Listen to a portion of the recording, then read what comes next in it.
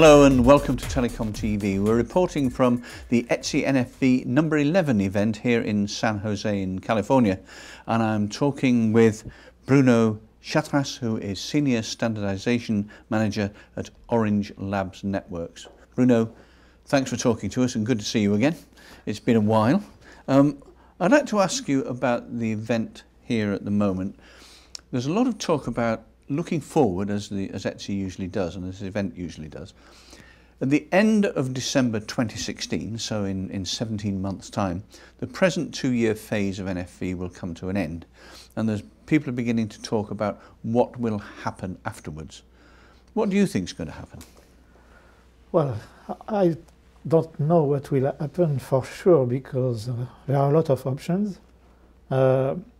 Clearly, at the end of 2016, this ETSI NFV ISG will have published around 50 documents that are, most of which will be used by the industry, and we cannot just say, okay, goodbye, and you are now on your own. And, so for sure there is a need to define a kind of successor to the ISG. There are several options on the table. One option, for example, could be to extend the duration of the ISG again. That's one option. Another option would be to create a partnership between several standardization organizations, including open source communities as well, basically gathering all organizations that are currently already engaged in NFV-related activities. So yep. Something quite similar to a partnership such as 3GPP, which is a partnership between several regional organizations, or one M2M, which also involves several organizations working on standards for IoT. So that's also an option, but it's putting this kind of partnership in place takes time, and so at this stage it's impossible to say yes, this is the way to go. There are other options as well, creating a new dedicated forum, although personally I don't think it would be good to create yet another forum, but that's an option, or creating new types of technical committees within ETSI, it's also an option. So we are discussing all these options. We are planning to discuss this at one of the sessions this week, and we have also some discussions among operators to see if there is a preference at this stage. Okay. So today we can't say what will be the future, but clearly we are working on making a decision. Well, it obviously takes a while to get get everybody to sign on the dotted line and agree. So better to do it now than to hurry it in a year's time. Yeah, setting up a partnership project takes at least 1 year. So yeah. If it's the way to go, clearly it's never too early to start thinking about it. Okay. Now then, what about as far as specification phases are concerned? We're passing through stage 2 and moving into stage 3. What does that mean in terms of technicalities and how it affects NFV? Yeah, that's a very important point, because one of the goals of ETSI NFV Phase 2 is to provide to the industry specifications that will enable interoperability between vendors. But what we are doing so far is are specifications that stay at the functional level. This is what is usually called stage 2, not phase 2, stage 2 specification. Stage 2. Yeah, so basically we are saying that, for example, a VNF manager, which is a component of the architecture, shall be able to send a scaling request to another component, and that this scaling request shall contain a particular list of parameters. But we are not saying how these parameters should be encoded. This is stage 3.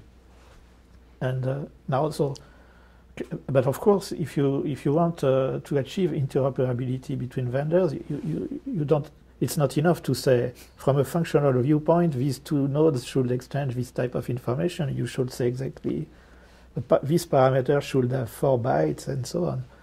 And so this is a work to be done. The question is whether we should do it in ETSI or somewhere else. And so here again, there are about 9 or 10 options. Some options are to follow the traditional approach in standards, so which means we take the stage 2 specifications as an input and we create conventional stage 3 specifications, which are documents like the stage 2 specifications that says almost in plain text that this parameter should be encoded as follows. Another approach is to skip this conventional stage 3 phase and use the stage 2 specifications as a direct input to open source development. That's more or less what we have already started for some of the interfaces in cooperation with the OPNFV. And so this is a decision that we have to take on a per interface basis. Which kind of approach do we want to follow to deliver interoperable, to enable interoperability? Conventional stage 3 approach or jumping directly from stage 2 to open source? And inside each category you have sub-options. Do we do it in ETSI or do we rely on another standardization body to do that, or an existing open source community? This is really the same as for what will happen after 2016. We have to evaluate all these options. We will discuss this this week, and there will be ongoing discussions until NFV 12 in October, where we hope we can not take a final decision, but at least make a reduce the set of options and continue a discussion. Thank you. A final question to you. You mentioned then, Bruno, scalability. I'd like to ask you, finally, a more general question. How do you think NFV is going to improve service agility for the service providers and operators? Increasing agility, I think there is almost no doubt that NFV will bring that, because this is designed specifically for that purpose. So it means agility means that, as you just mentioned, the ability to scale resources, to add or remove resources in real time, depending on the actual needs. It also means being able to deploy a service very quickly, almost instantaneously. What we have in mind is a kind of zero-touch approach, where you just design your service, filling a template, your network service, filling a template with the appropriate properties, the list of functions to be deployed, and then you press a button. So it's not zero touch, it's one touch. You press a button and everything is deployed. So it's a huge difference with the current situation, where if you want to deploy a new service, you have in most cases to buy a new physical box, then to install it physically, to have appropriate staff trained to install the box physically, and things like that. So this should disappear. So of course, nothing happens by magic. You need also to have appropriate back-end OSS systems and so on. But ultimately, I think, no doubt that this will be the major benefit from NFV. Okay. Bruno Chatras, thank you very much indeed. You're welcome.